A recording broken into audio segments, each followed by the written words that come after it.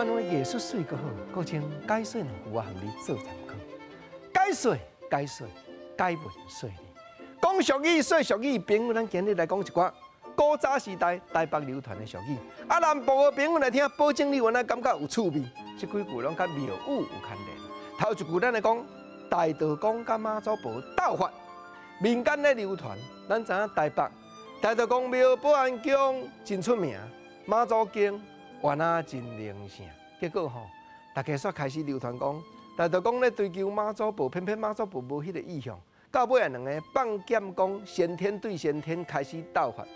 大道公生迄天决定来透风，因为妈祖婆要甲大道公消斗，伊迄条头巾要甲扫落地。换妈祖婆生日即天决定会落雨，因为大道公要甲妈祖婆闹开。咱知影讲女性的神尊在百姓的想法，一定有点胭脂抹水粉，雨若甲扫落，伊就无遐水了啦。所以吼，神明对神明咧请饼，即个故事，俗语的意思就是讲先饼先。过来，咱换讲剑谈，剑谈者一间剑谈故事，诗面前一窟碑一窟地，内底拢是龟。剑拜若讲早起时啊，咱要叫龟出来食饲料。但遐修行的人，拢会用木鱼落去哭，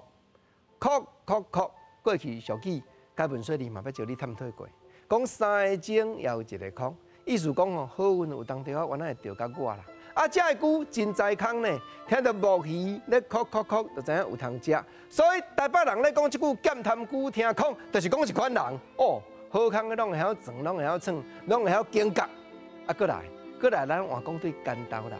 原来甲庙宇有牵连的俗语话，头一句咱来讲，较胜过干豆妈。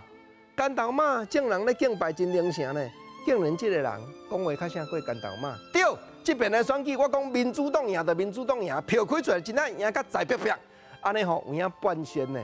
所以讲迄个人讲话有准一笔一中，较胜过干豆妈。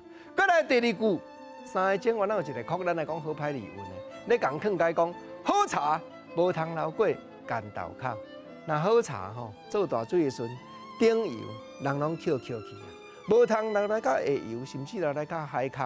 所以这句话比较学问来讲，可比就是近水楼台先得月，好运好康的人吼有机会，人早就早去的。俗语的艺术，俗语的趣味，有影真有意思。